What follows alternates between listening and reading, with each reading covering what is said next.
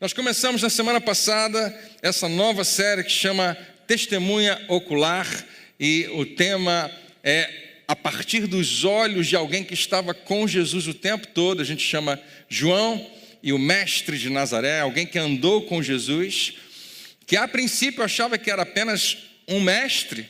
Mestres judeus existiam para todos os lados, ninguém se comparava a Jesus absolutamente, mas João talvez inicialmente pensou que estava seguindo um professor. Ele vai ser um discípulo, um pupilo, alguém que vai seguir aqueles passos, vai aprender alguma coisa, vai crescer.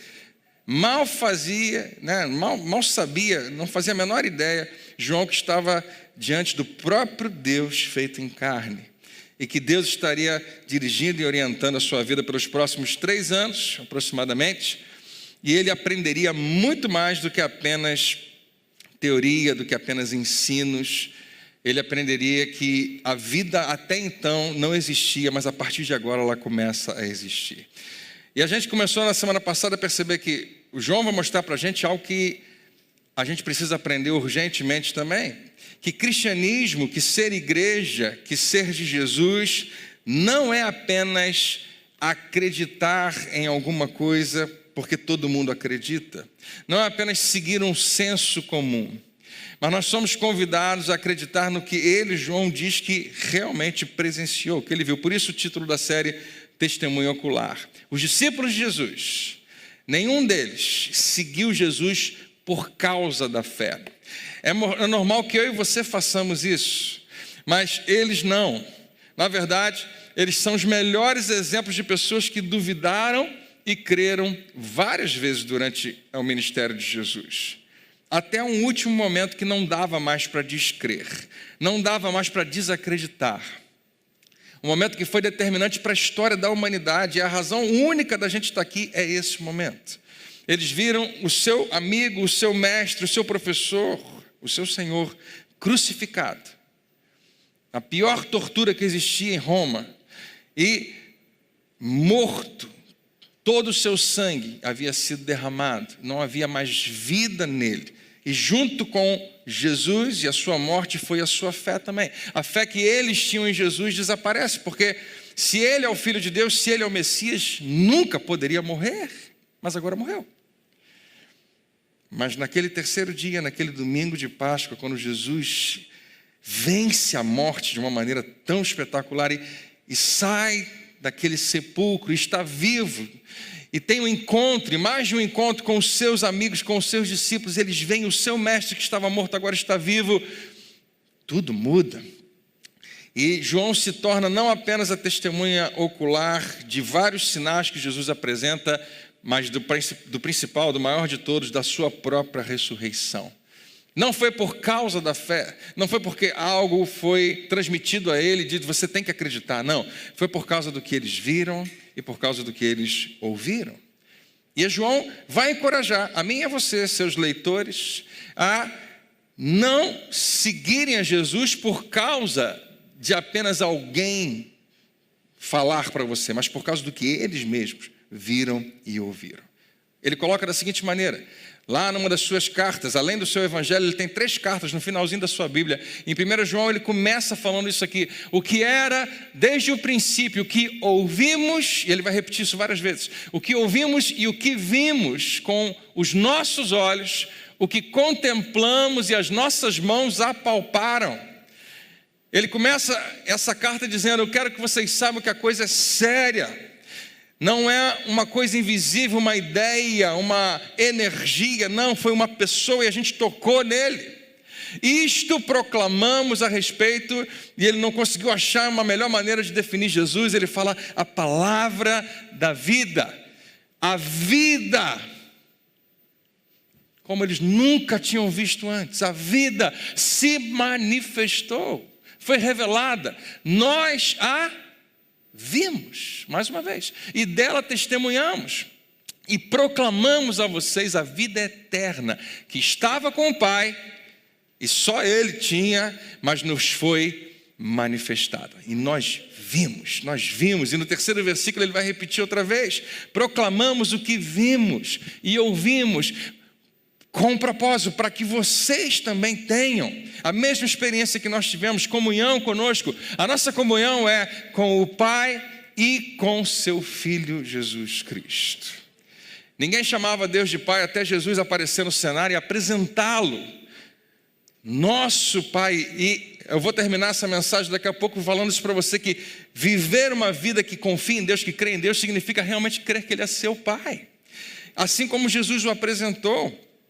Que quando Jesus ensina você e a mim a orar, Ele fala: Pai nosso, não mais só meu, mas agora Pai seu também, um Pai celestial perfeito. E Ele te convida a ter essa comunhão familiar. Talvez João tenha sido um dos últimos discípulos a sobreviverem, a viverem, talvez tenha ficado, a história conta que ele ficou bem velhinho, viveu bastante tempo, e talvez no final da sua história, em algum momento, seus discípulos, aqueles que estavam perto dele, encorajaram ele: João, a gente já tem os relatos da vida de Jesus, de tanta gente, você precisa escrever também. Semana passada eu falei, que quando eu ouvi a minha mãe, quando eu ouço meu pai falando um pouco da história de vida, eu sempre penso: isso não pode se perder, isso tem que ser registrado. E da mesma maneira, João, a sua experiência com Jesus foi tão próxima, foi tão especial, você não vai deixar nada. E João resolve que vai escrever. Ele possivelmente dita essa carta, porque talvez já fosse mais velho, tivesse dificuldade de enxergar. Ele usa um grego, em geral dizem que João não sabia grego, mas essa carta é trazida para a gente em grego. E ele nos apresenta o que nós chamamos o Evangelho de João. Mas diferente de Mateus, de Marcos e de Lucas, não é apenas um relato histórico da vida de Jesus, não é apenas um cronograma de como as coisas aconteceram. João não ficou satisfeito em apenas você ficar sabendo que as coisas aconteceram. Como você um dia aprendeu que Pedro Álvares Cabral realmente deve ter descoberto o Brasil. Que com certeza alguns fatos históricos foram registrados para que você soubesse que eles aconteceram. Então João fala: não, isso não é suficiente. Não basta contar o que Jesus fez, quando e como, em que lugar Ele fez. O propósito de João fica bem claro no final da sua carta, no final desse livro. Ele diz o porquê ele está escrevendo. Você sabe por que João escreve isso? Porque ele quer que você faça alguma coisa com o que ele escreveu. Ele quer que você tome uma decisão, que você crie, que você faça um movimento na sua vida por causa do que ele escreveu, se você escolher fazer. Mas ele não vai escrever apenas uma história, ele não vai escrever apenas um relato, ele tem um propósito. Ele coloca assim: Jesus realizou na presença dos seus discípulos, e ele vai repetir isso exaustivamente: nós vimos, foi na nossa frente, nós presenciamos muitos outros sinais milagrosos. Se João estivesse aqui, talvez ele dissesse: gente, era quase todo dia, era toda hora. Era impressionante, andar com Jesus era fascinante demais. A quantidade de coisas que a gente nunca imaginava que poderia acontecer. A gente estava vendo Deus fazendo algo que homem nenhum pode fazer, e fez através de um homem chamado Jesus. Nós vimos que não registrei, não coloquei tudo aqui no livro, não estão registrados nesse livro, mas estes sinais, estes foram escritos com propósito, para que vocês creiam. Então João, inspirado pelo Espírito, no que eu e você chamamos da própria palavra de Deus, diz que é possível que você creia, mesmo sem ter visto. Creia em algo que ele, João, viu, para que vocês creiam que Jesus é o Cristo, o Filho de Deus, e crendo, tenham vida em seu nome. Quantos podem dizer aleluia? Quantos creram e têm vida em seu nome? Digo amém. É isso que traz vida. Pela graça sois salvos mediante a fé. Você creu?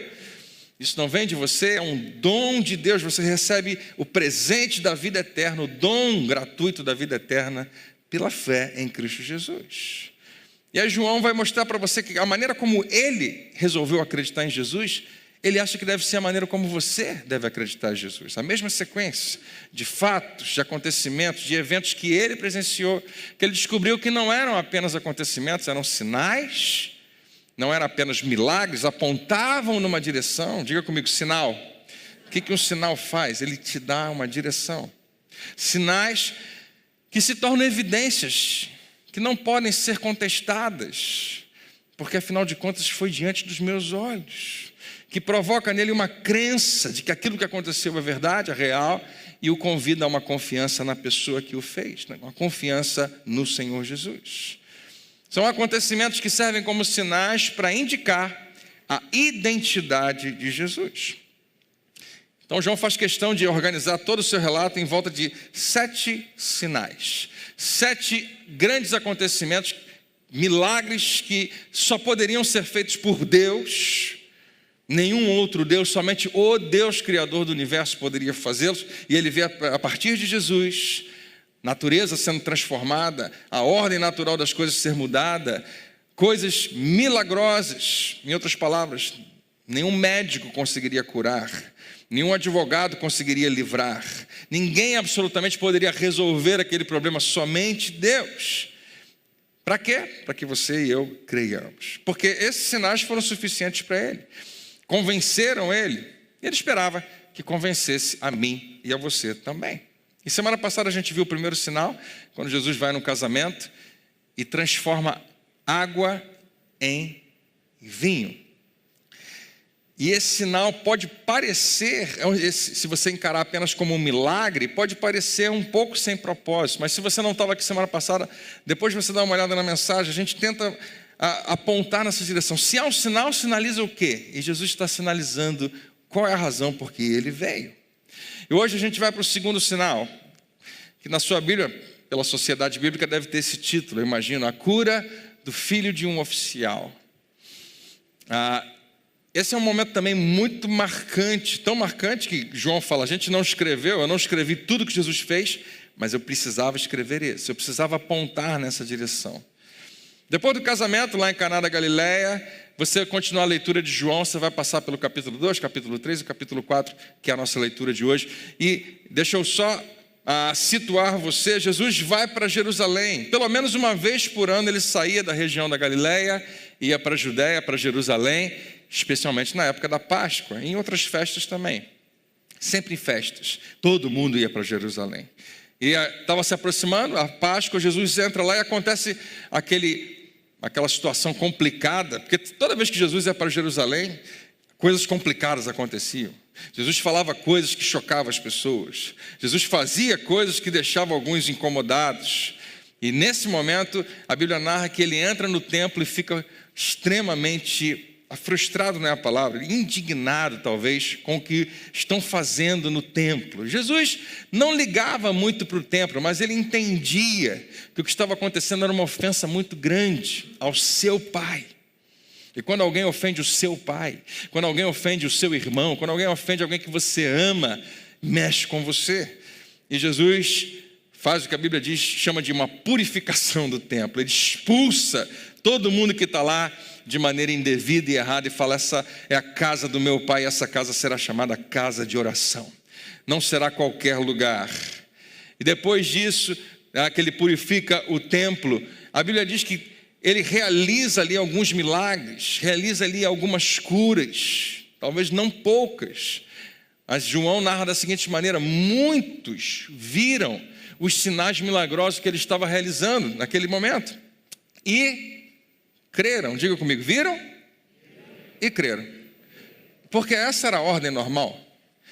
Hoje nós somos convidados a crer sem ter visto, mas não antes. Jesus sabia muito bem, primeiro eles vão ver e depois não vão poder deixar de crer. Ainda assim você escolhe. A Bíblia conta momentos, Jesus fazia coisas tremendas e algumas pessoas desconfiavam. Não, deve ter alguma coisa aí, eu não sei se isso é verdade. Mas o normal é isso aqui acontecer. Eles viram os sinais e creram em seu nome. Depois disso, Jesus vai ter uma conversa muito marcante com um homem chamado Nicodemos. João para de escrever um pouquinho sobre o encontro muito profundo. A conversa fica profunda, começa a se falar de novo nascimento. E de repente João para e diz assim: porque Deus amou ao mundo de tal maneira. Ele fez questão de dizer que o que Jesus estava anunciando, que ele nem imaginava, só ia compreender depois da ressurreição, ele poderia ali escrever para mim e para você, meio que entre parênteses. A conversa de Jesus com Nicodemos vai numa direção onde Jesus derrama todo o seu coração falando sobre a mudança que Deus está fazendo no coração do homem. que não vai exigir mais que o homem faça algo por Deus, porque Deus já fez tudo por ele. O único convite é que o homem confie em Deus.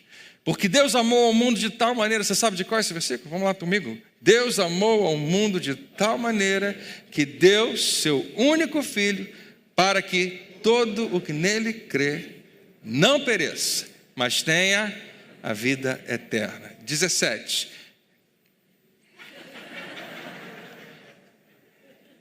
Porque Deus não enviou o seu Filho ao mundo para que ele julgasse o mundo, mas para que o mundo fosse salvo por ele. Essa é a minha oportunidade de aparecer, fingindo para você que eu conheço muito de versículos da Bíblia. Eu sempre pergunto, você não sabe o 17? Porque ele é a continuação do 16. Deus amou de tal maneira, deu o seu Filho para que você, que resolveu apenas crer. É interessante, esse é o foco do que a gente está trazendo nesses dias. Não pereça. Não pereça significa que você não vai estar perdido para Deus nunca mais. Você vai estar nele. E nele você vai ter vida eterna. E o versículo 17 fala algo que tem que desvendar para a gente esse segredo. Jesus não veio condenar você, não veio julgar você, veio salvar você. A gente às vezes usa essas expressões, não, o Espírito Santo está me incomodando. Eu sei o que isso significa. Mas espero que você saiba que o Espírito Santo, Jesus, não te condena. Não te acusa. Quem faz isso é o inimigo. Às vezes eu faço por mim mesmo. Eu mesmo me condeno às vezes, você também. Mas Jesus veio para te salvar, para justificar você. E depois dessa conversa com Nicodemo, Jesus tem um encontro muito especial com uma mulher, a mulher no poço de Jacó, a gente chama ela da mulher samaritana.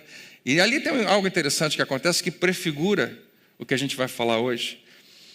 Jesus traz uma mensagem de salvação para aquela mulher tão poderosa que ela sai dali e vai para a sua terra, Sicar, e ela convence um monte de gente que Jesus é o Messias.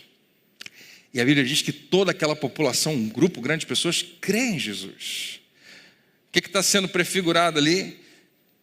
De que é possível e é assim que vai ser para sempre a partir de então, que pessoas creiam no testemunho de outras. Creem em Jesus e confiem em Jesus e acreditem nas palavras de Jesus e na sua redenção pelo testemunho de alguém que contou. E isso não se esquece nunca mais. Daqui para frente isso vai sendo divulgado pelo próprio Senhor Jesus. Depois desse encontro com a mulher samaritana, Jesus segue para o norte, volta para Galiléia. E a Bíblia continua aqui, a gente entra no nosso episódio mais uma vez. Ele visitou Caná da Galiléia, onde tinha transformado algo em vinho. Lembra? João está escrevendo. E havia ali um oficial do rei, que quando João precisa explicar que ele é um oficial do rei, todo mundo sabe ali, é um cara muito importante, possivelmente muito rico, muito significativo na sua comunidade, muito relevante, cujo filho estava doente. Então esse homem podia ser tudo de bom, mas não adiantava nada, porque o principal que ele precisava, ele não tinha. A saúde do seu filho, ele não tinha. Então João fala. O primeiro sinal que Jesus realizou foi no casamento, uma ocasião festiva. O segundo sinal, João fala que era uma ocasião triste, terrível, de cortar o coração. E Jesus se envolve nas duas. Assim como ele se envolve na sua vida, nos melhores momentos e nos piores momentos, você pode ter certeza da presença dele. Um detalhe importante, o oficial do rei, cujo filho estava doente, em casa, em Cafarnaum. E se você olhar no mapa, a gente está falando de Cafarnaum até Caná da Galiléia, é uma viagem bem longa. Se você for a pé, sem muitas paradas, vão ser 8 ou 9 horas de caminhada. Mas esse homem não é um homem que anda a pé, riquíssimo talvez, um aristocrata judeu, possivelmente um saduceu, que era um homem que, de uma das, talvez, das seitas mais famosas, das pessoas mais ricas dos judeus. As duas mais famosas eram os fariseus e os saduceus. O saduceu não acreditava em muita coisa, não acreditava em vida após a morte, não acreditava que tudo estava determinado, que tudo estava pré-determinado, que não tinha como escapar do determinismo da vida. Mas tudo isso cai por terra. Tudo que ele acredita, ele deixa para lá, porque agora ele não é nada senão um pai desesperado. E não é assim com a gente também. Não é interessante que a gente abandona todas as nossas convicções, se for o caso. A gente é capaz de esquecer toda a nossa teologia quando a gente precisa de socorro urgente, especialmente porque alguém que a gente ama está sofrendo. Esse homem é apenas um pai desesperado nesse momento. Ele ouviu falar que Jesus estava lá. Quando ouviu falar que Jesus tinha chegado a Galiléia, na região da Galiléia, mesmo que distante a beça de Cafarnaum, lá em Caná, 9 horas andando aproximadamente, 3 horas, 4 de cavalo, se fosse o caso. Mesmo lá do outro lado, ele ouviu falar, Jesus chegou na Galiléia, vindo da Judéia, procurou e suplicou-lhe que fosse curar o seu filho que estava à beira da morte. Quando ele ouve que Jesus está chegando na região, ele não sabe para onde que Jesus vai depois, vai que ele tem que voltar para a Judéia, fica mais longe. Eu tenho uma teoria, não está escrito na Bíblia, mas eu imagino que se ele tinha um filho, ele tinha uma esposa. E você sabe como é que esposas são? Talvez ela tenha chegado para ele e falado, esse Jesus, ele está, você vai lá agora, pega ele e traz aqui. Mas eu vou deixar o meu filho, vai agora, pega esse homem, traz ele aqui, custe o que custar. E esse homem sabia que tinha que ir, claro, minha esposa está falando. Mas ainda assim ele precisa decidir, ele vai deixar o seu filho à beira da morte em casa, sem saber se na viagem de ida ou na viagem de volta, o que vai acontecer. E toda a sua dignidade, teologia, sua maneira de enxergar a vida, ele esquece completamente. Essa expressão suplicou-lhe significava um gesto de humildade e de implorar repetidamente. Quem estava com esse homem, talvez ali da sua comitiva, ele era um homem muito rico, muito importante, deve ter estranhado. Nunca vi esse cara se humilhar, nunca vi ele se dobrar, nunca vi ele implorar nada. Talvez até alguns tenham ficado envergonhados, mas esse homem não queria saber de nada, ele precisava de socorro. E a resposta que Jesus dá a ele, aos nossos olhos pode parecer um pouco insensível, mas é apenas por causa da tradução na língua portuguesa. Porque não é. Jesus simplesmente vai declarar o que Jesus sabia que era verdade, sabia que era a realidade. E ele não fala apenas com o homem rico, ele fala com todo mundo que está ali ouvindo, ele se dirige a todo mundo, ele fala, se vocês não virem sinais e maravilhas, nunca crerão. E eu queria submeter a você que Jesus não está criticando todo mundo, ele está apenas dizendo algo que é óbvio. Por que essas pessoas simplesmente iam acreditar em Jesus só por causa de algumas coisas que ele está falando? Ele disse, não, vocês vão ter que ver algumas coisas. Se não virem, não vão crer. Mas vocês querem alguma coisa para ver? Então deixa eu dar para vocês uma coisa que vocês vão ver e vão crer e vão lembrar por 2000 anos. E não vai ser esquecido. Se vocês não virem, não crerão. Jesus está se dirigindo a um público mais amplo do que apenas um homem. E sabendo talvez que isso seria registrado, ele está se dirigindo a muito mais gente, mas está escrito ali, se vocês, está no plural. Para o oficial, tanto faz. Ele não está ali para discutir teologia com Jesus. Ele não está ali para refutar. Não, Jesus, não tem necessidade de... Não, eu vou crer mesmo sem ver. Não interessa. A única coisa que interessa para ele se inclina até Jesus e ele implora, Senhor, vem. Eu vim te buscar. Eu preciso que você venha na minha casa. Vem antes que o meu filho morra. Um pai desesperado. Chama ele de Senhor. Não chamava ninguém de Senhor, mas agora Jesus, que ele nem conhece direito, é Senhor. E ele está disposto a ir o mais baixo que precisar, a se humilhar o máximo porque ele está desesperado. Curiosamente, apesar de desesperado, ele tem uma certa confiança. Afinal de contas, o que faz alguém sair de uma cidade e ir para outra bem distante, se não tiver algum nível de confiança? Ele devia pensar, se eu conseguir trazer...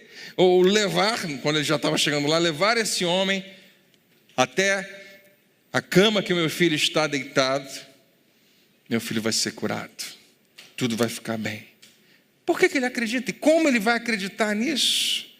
Como é que ele é capaz de fazer uma viagem desse tamanho, crendo dessa maneira? E se arrisca a voltar para casa e descobrir que não teve como se despedir do seu filho que já morreu. O que faz alguém acreditar? No caso desse homem, possivelmente a mesma coisa que fez você acreditar. Palavras, rumores, notícias a respeito de um homem muito especial. Histórias que ele começa a ouvir de um Salvador. Existe alguém lá na Galileia, ou nessa região, que faz o que nenhum homem consegue fazer, que faz o que só Deus consegue fazer. Então eu vou até lá. E eu vou pagar o preço que for, e eu vou andar quantas milhas forem necessárias, mas eu preciso trazer ele na minha casa. E na sua mente, na sua capacidade de enxergar as coisas, ele só conseguia ver duas alternativas.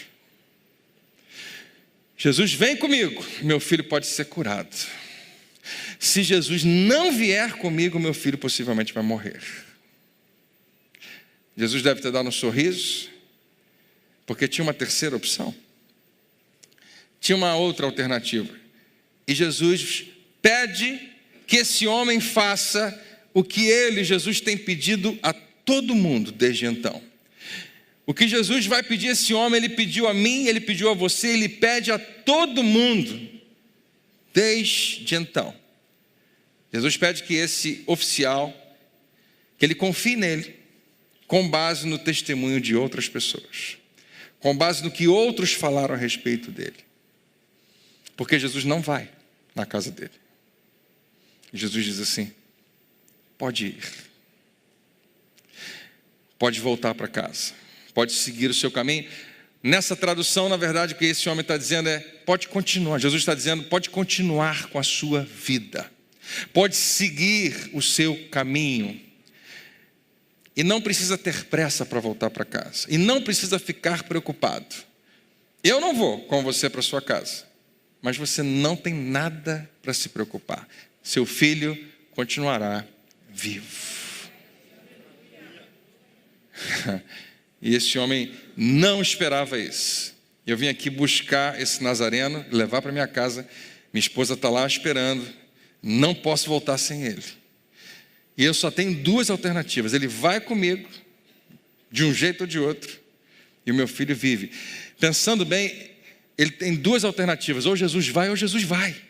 Porque se for necessário, a gente leva ele à força. Ele está com uma comitiva, ele tem guarda-costas. Mas Jesus está oferecendo uma terceira alternativa: eu não vou, mas o seu filho vai viver. Ele está pensando: Jesus, não faz um negócio desse comigo, eu vim te buscar. Se eu voltar para casa e chegar em casa sem você, vai ter não só uma, vai ter duas mortes lá em casa. O negócio vai ficar complicado. Você está sugerindo que eu gaste mais um tempinho na cidade, compre flores, leve para minha esposa, espere o calor do dia passar, saia de manhã cedo talvez, faça 4 horas de cavalgada sem você. E esse é o lugar onde nós vivemos. Nesse pequeno episódio, ele é uma tipificação de toda a nossa vida. Eu quero colocar da seguinte maneira: o que eu e você estamos lendo hoje, nessa pequena passagem que acontece no decorrer de um dia, é uma vida inteira, resumida, encapsulada em apenas um dia. O que você está dizendo, André?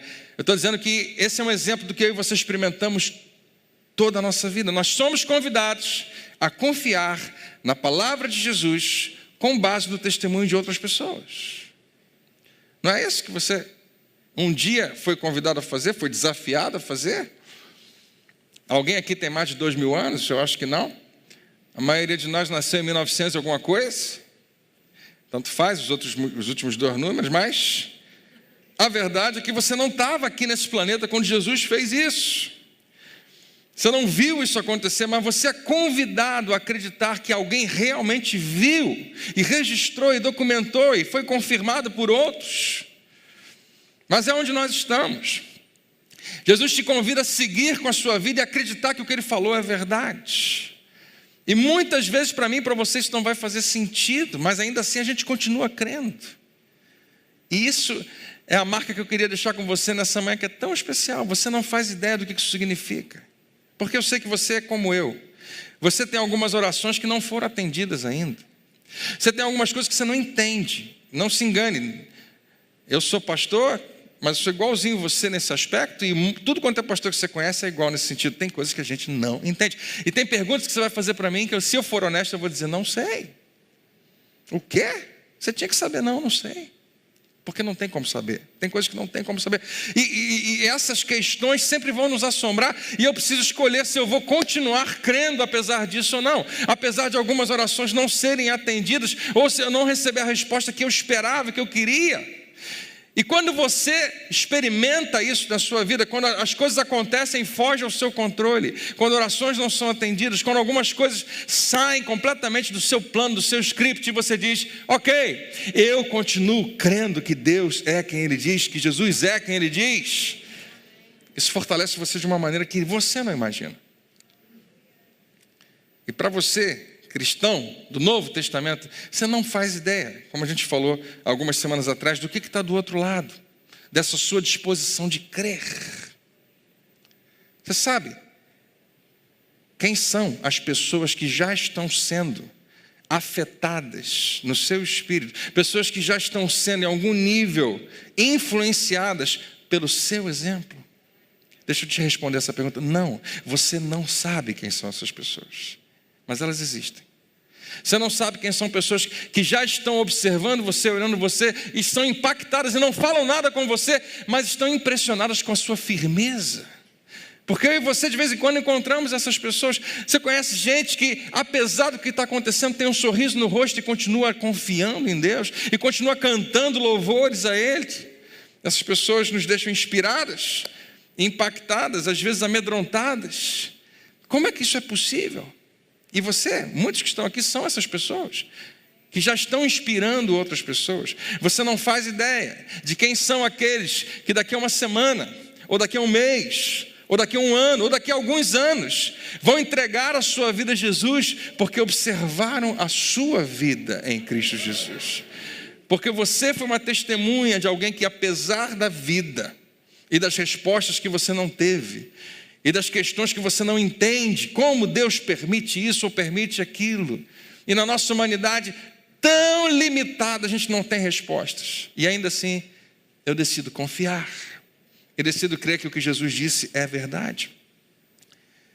E você não faz ideia do impacto disso. Mas você já viu isso acontecendo? Talvez você experimente isso.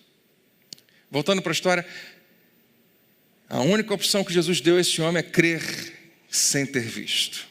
Sua comitiva está esperando, o oficial fica ali esperando para ver o que vai acontecer. Eu não estou conseguindo o que eu queria levar esse homem na minha casa. Ele suspira e toma uma decisão, ok? E é uma decisão que as pessoas vêm tomando há 2000 anos, até hoje. Uma decisão que, sem exagero nenhum, muda a trajetória de uma vida completamente. Ele decide acreditar em Jesus e viver como se o que Jesus disse fosse verdade. O que Jesus disse para mim é verdade. Eu não tenho todas as evidências, eu não tenho todas as provas. E esse homem não tinha nenhuma evidência ainda. Mas ele vai para casa. E nesse gesto, quando a Bíblia fala, o homem confiou na palavra de Jesus, o mais importante é que ele não confiou apenas com o seu coração. A Bíblia termina dizendo, e partiu. E saiu e voltou para casa e revelou essa confiança, se comportou como alguém que realmente acredita que o que Jesus disse é verdade. Partiu. Deixando para trás a única pessoa que podia salvar o seu filho. Deixando lá na outra cidade, seguindo para a sua cidade, deixando lá a única resposta para a sua pergunta, para as suas questões, a única que podia resolver a sua situação. E ele volta para casa pela fé, não por vista. Ele não viu seu filho curado ainda. Deixa eu perguntar de novo, quantos pais tem aqui hoje? Você consegue imaginar isso? Ele confiou, ele creu na palavra de Jesus e voltou para casa. Alguns de vocês com certeza podem imaginar isso, porque você já tem caminhado assim há alguns anos. Você tem experimentado o que esse homem experimentou, pela sua vida inteira, o que a gente falou, uma vida inteira condensada num dia só. Estando ele ainda a caminho, está voltando para casa, seus servos vieram ao seu encontro com notícias de que o menino estava vivo. Estava voltando para casa e de repente ele vê, no meio do caminho, sei lá, depois de 3 horas a 1 hora de chegar em casa, ou meia hora de chegar em casa, ele vê os seus servos vindo na sua direção para se encontrar. Eles nem sabiam que o homem estava chegando, mas vieram porque eles precisam encontrar com ele em algum lugar, à beira do caminho, ou não sei. Se eles iam ter que viajar até Caná para dar notícia, talvez. Mas não era uma atualização apenas. Olha, a situação estava pior, melhorou um pouquinho, deu uma melhorando. Não, eles vieram para dizer uma coisa ou outra. Ou para dizer, como a gente viu lá em Jairo, né? Não incomodes mais Jesus porque seu filho morreu. Ou, porque ele estava no seu coração confiante de que ele iria ouvir, meu filho está vivo. E quando eles chegam e dizem isso, aquilo que eu criei na minha caminhada toda, nessa viagem toda, o que eu continuei crendo, está agora acontecendo. Eu estou vendo isso, eu estou tendo sinais disso. Então valeu a pena confiar, valeu a pena crer, valeu a pena só ouvir a palavra de Jesus e seguir com a minha vida. E vem algo importante. Esse homem faz questão de fazer uma pergunta. Quando perguntou que horas o seu filho tinha melhorado, eles lhe disseram, a febre o deixou ontem. E quando eles falam, à 1 da tarde, eu acho que esse homem deve ter ficado todo arrepiado. Eu acho que lágrimas devem ter enchido os seus olhos. Eu acho que ele olhou para trás em direção a Caná. Porque a Bíblia diz que ele percebeu, ele constatou que aquela fora exatamente a hora em que Jesus lhe dissera, o seu filho continuará vivo. Aleluia. E ele pisou no acelerador, ou seja, ele bateu no cavalo e correu para casa, deixou todo mundo na poeira. E ele chega em casa, sua esposa está à porta e fala, algo milagroso aconteceu. Mas ela olha para a cara dele e percebe que ele não está tão surpreso assim. E ela olha em volta procurando, cadê o rabino, o mestre que você ia trazer? Você prometeu que ia trazer. E ele conta toda a história. Eu encontrei com ele. Eu queria trazê-lo. Ele me deu uma palavra. Eu acreditei. E por conta da história toda que ele conta, como resultado, assim, creram ele e todos os da sua casa. Testemunho de um afetando a família inteira. Eu quero só voltar com você a essa expressão. O que isso significa para você? Andar por fé. A igreja precisa se desvencilhar de princípios que foram distorcidos. Como é que eu posso colocar? Algumas coisas que nós precisamos desaprender. Andar pela fé não é andar por um sentimento. Esse homem volta para casa com uma palavra.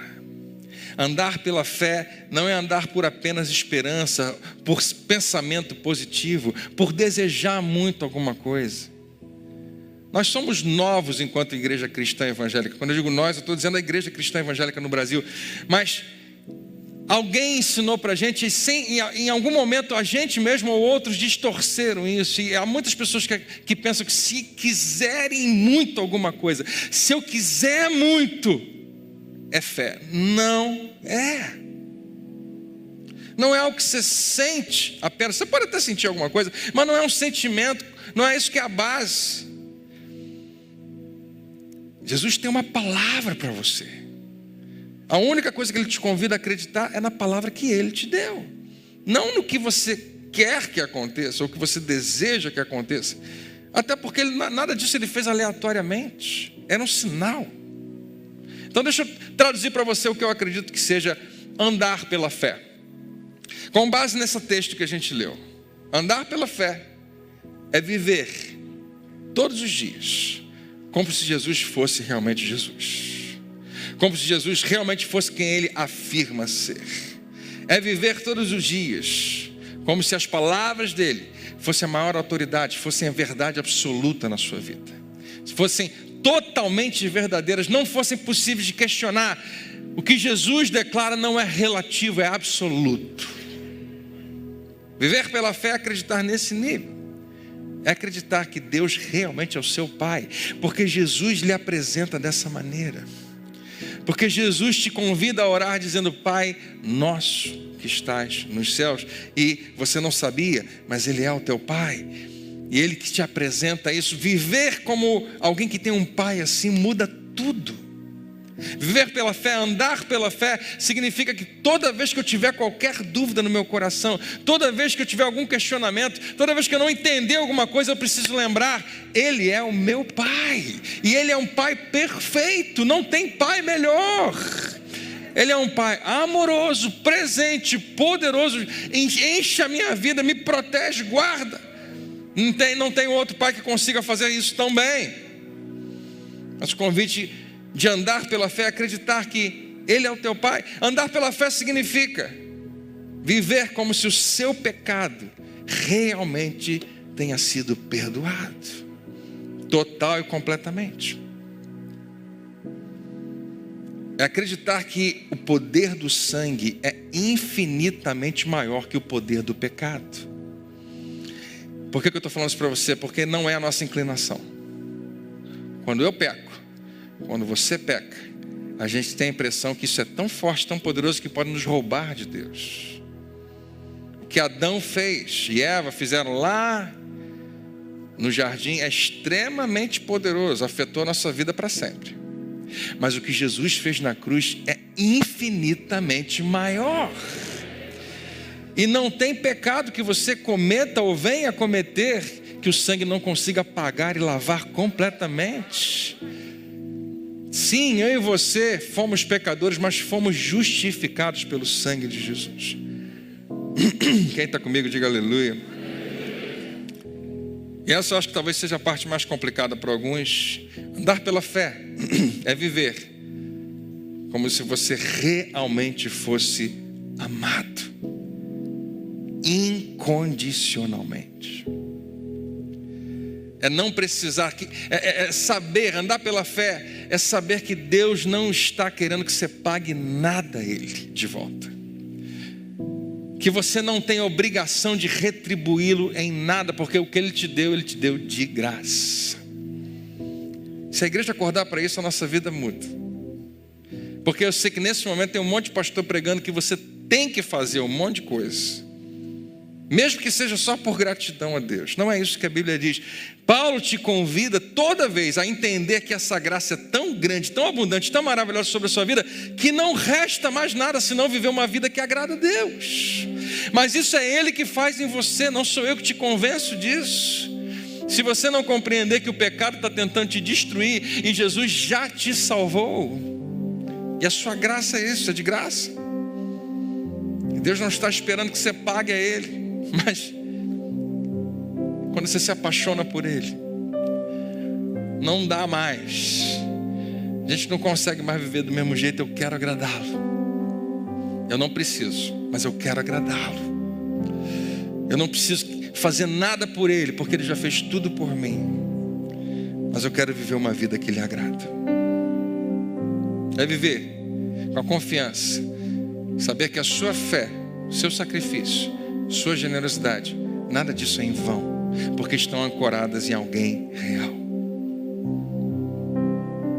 Finalzinho do seu relato, João registra uma conversa muito importante. Bem no final, é curioso porque eu coloquei para você aquele versículo, né, que a gente vai colocar agora no final de novo, só para lembrar. Ele fala: olha, Jesus fez muita coisa, não deu para escrever tudo, mas antes tem um episódio que ele marca. Um dos 12, Tomé, diz assim: eu não consigo acreditar, eu tenho que ver. E a gente tem a impressão de que era só ele, porque foi ele que verbalizou isso. Se eu não tocar, eu não acredito. Pode ser um impostor. Vocês viram alguém que parece com Jesus? Não, a gente viu, é o Senhor, é o Mestre. Não é possível. Eu preciso ver a ferida na mão. Eu sei que ele foi traspassado aqui. Só assim que eu vou saber. Jesus aparece. Imagina o susto de Tomé. Mas Tomé é apenas a representação de todos os 12, porque absolutamente nenhum deles creu em Jesus, mesmo depois que as mulheres disseram que ele estava ressuscitado, mesmo depois que eles ouviram que o próprio Jesus disse que iria ressuscitar e agora disseram que ele está ressuscitado. Nenhum creu. Tem que ver. Esse é o convite. Lá atrás tinha que ser assim. Tinha que ser. Não tinha outra opção. A razão porque nós somos igreja, estamos aqui hoje, foi porque eles viram alguma coisa. Não só porque eles resolveram acreditar. Não faria sentido. Mas Jesus se dirige a Tomé, aos 12, a mim, a você e a todo mundo, o planeta todo. Porque me viu, você creu? E eu acho que não é uma crítica, talvez um pouquinho. Eu não acho que ele está repreendendo Tomé. Embora, durante todo o seu ministério, Jesus falou repetidamente: eu vou morrer e vou ressuscitar. Eles não ouviam, eles não entendiam, eles não compreendiam até esse momento. Mas agora estou aqui, eu vim na sua frente, Tomé. Olha aqui a minha mão, pode tocar. Eu sou de verdade. Sou eu mesmo, eu que estava naquela cruz, eu que estou aqui na sua frente. Porque você viu agora, você crê, porque ele já tinha declarado: Senhor meu, Deus meu. E Jesus deixa algo que eu acho que ele sabia que ia ser registrado, pensando em mim e em você. Ele diz algo com você em mente, comigo em mente. Felizes os que não viram e creram. E Jesus diz isso para você, pensando em você. E ele diz isso para os seus filhos, e para os seus amigos, e para todo mundo que envolve a sua vida. E ele diz isso a mim nessa manhã. Felizes, bem-aventurados, aqueles que no futuro acreditarão no que vocês, meus discípulos, Jesus vai dizer a ele, viram e ouviram. João, mais uma vez, está apenas dizendo para mim e para você: eu sou só um espectador disso tudo, eu sou apenas uma testemunha ocular, alguém que realmente viu isso, mas não poderia deixar de documentar a minha experiência com esse mestre, com esse Senhor. Mas não apenas para que você soubesse o que aconteceu, é maior do que isso.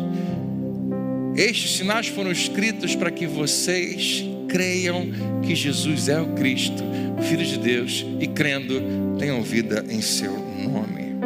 É possível você crer, porque João viu. E a minha expectativa, a minha esperança é que, à medida que nós caminhamos com João pela vida de Jesus durante essas semanas, que assim aconteça com você. Que você venha a começar a crer, ou a voltar a crer, ou a aprofundar a sua fé e experimentar vida em seu nome. Porque Ele tem vida para você, vida de verdade. Você recebe essa palavra? Você pode ficar de pé comigo, vamos orar?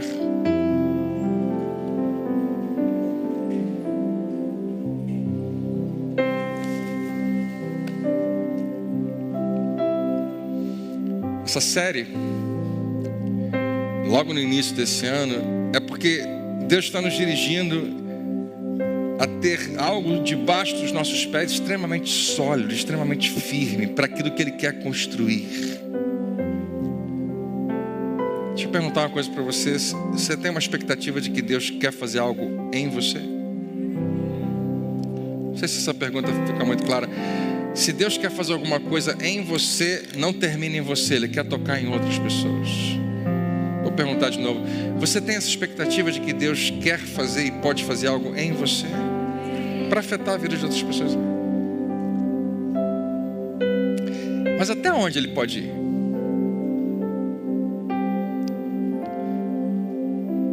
Será que você esbarra numa tampa e você pensa: até aqui eu acho que eu consigo, mas Deus não pode fazer muito além disso? Você sabe que no início desse ano, algumas coisas aconteceram que a gente tem percebido, a gente tem conversado com vários pastores, e todo mundo percebe o Espírito apontando na mesma direção. Deus está falando isso com a gente. Tem tudo a ver com o potencial, com coisas que Ele colocou em você, especialmente nos jovens, tem falado muito de jovens, mas não esquecendo que a geração anterior é que vai ser o trampolim desses jovens. E é uma das coisas que tem se repetido o tempo todo em mim, porque é real para mim, eu acho que é real para você, é que a sua insegurança, que você nunca vai se ver livre dela, ela sempre vai estar lá em algum nível, tá? Mas a sua insegurança, muitas vezes é um inimigo dentro de você tão forte, que você esquece que Deus é infinitamente mais forte, que Ele te convida a acreditar que não é você, mas é Ele que vai fazer em você e através de você. Por isso que eu te perguntei, até onde Deus consegue ir? Porque é você que vai abrir isso. Deixa eu colocar de uma maneira que eu acho que você vai entender melhor. Se você tem medo de falar em público, você morre de medo de falar em público, tem timidez, você sabia que talvez, se Deus quisesse usar você, e pode ser que sim, nessa área, não vai acontecer porque tem algo em você que está impedindo, tem algo em você que se diz, não consigo. Isso é onde você limita Deus na sua vida. E medo é muito poderoso para limitar a nossa vida. Mas quando eu digo para você que Deus está estabelecendo algo muito forte, quando Deus quer construir algo grande, Ele primeiro aprofunda bastante as raízes. Ele primeiro estabelece um alicerce bem firme. Se você estiver firmado, se prepara, porque isso vai subir muito alto. Deus quer te levar a um lugar muito alto. E eu não quero convidar você a hoje quebrar tudo e ser livre de todas as coisas, mas eu quero que você abra o seu coração para um processo que Deus vai começar na sua vida, para começar a deixar algumas coisas lá. Senhor, não dá mais tempo, queridos, para a gente ficar brincando com isso. Deus quer usar a sua vida, quer levar você a um lugar muito mais alto. André, você está falando com todo mundo aqui, menos comigo, porque eu sei que Deus não pode me usar. Seja qual for os motivos que você coloca, Moisés ia colocar mais do que você, Elias mais ainda, Pedro nem se fala. Todo mundo que Deus escolhe tem a ver com essa, parece que tem a ver com isso. Eu não me sinto capacitado. Amém, é você mesmo. Se prepara. Se você é corajoso, responda essa pergunta. Quantos aqui não se sentem capacitados? Eu sou o primeiro a levantar a mão. Pode levantar, você não está se recrutando a nada ainda. Mas agora ele viu sua mão levantada, lascou para você. Você está pronto para Deus te usar? Para começar alguma coisa na sua vida? Ele está estabelecendo um firme fundamento. A sua fé não pode ser baseada na fé das pessoas. Eu acredito porque afinal de contas todo mundo tem que ter uma religião. Eu acredito sim, tem que ter uma força maior acima disso tudo. Quantas vezes a gente ouve isso? Não, eu não sei, mas eu acho que com certeza deve ter. Não, com certeza Jesus foi uma pessoa excelente. Não. Ele não foi uma pessoa excelente, ele não foi um ótimo mestre. Toda a sua vida está nele. Só existe por causa dele. Você é um ramo dessa figueira, dessa videira. Deixa ele te ajudar a dar fruto em nome de Jesus. Amém? Pai, muito obrigado. Nessa manhã nós queremos nos render mais uma vez e te pedir, Senhor, faz a tua vontade, não a minha. Eu creio que o Senhor tem um plano para cada um de nós e nós queremos ser ousados, corajosos. Precisamos da tua ajuda, precisamos da tua direção. Obrigado, Senhor, porque tudo que o Senhor quer fazer em nós não termina em nós. Nós somos apenas instrumentos nas tuas mãos. Quem faz é o Senhor. Então nós queremos nos render a ti, nos dispor. Eis-me aqui, Senhor. Deixa eu fazer esse desafio a você, se é o seu caso. Levanta uma das suas mãos e diz, Senhor, eis-me aqui. Aqui estou eu, Senhor. Totalmente incapaz, totalmente inadequado, pequeno demais. Mas se o Senhor quiser me usar, eu estou aqui. Eu quero ouvir e obedecer a tua direção. Eu quero ser um representante de Jesus. Eu quero ser alguém que as pessoas vão olhar e vão ver algum reflexo dele. Eu quero ser as mãos dele, os pés dele, a boca dele, o ouvido dele. Eu quero ser usado por ti, Senhor. Eu quero ser usado por ti. Eu quero ver milagres acontecendo. Eu quero ver, Senhor, a tua mão operando. Aleluia. Espírito Santo de Deus, envolve-nos com a tua presença, dá-nos direção hoje e sempre. Aleluia. Pai, muito obrigado pela tua bondade, pelo teu poder que é derramado sobre a nossa vida. Que essa seja uma manhã realmente de transformação no nosso interior. Recebe todo louvor, recebe toda a glória em nome de Jesus. Que todos digam amém. Você pode louvar a Ele com as suas palmas. Glória a Deus.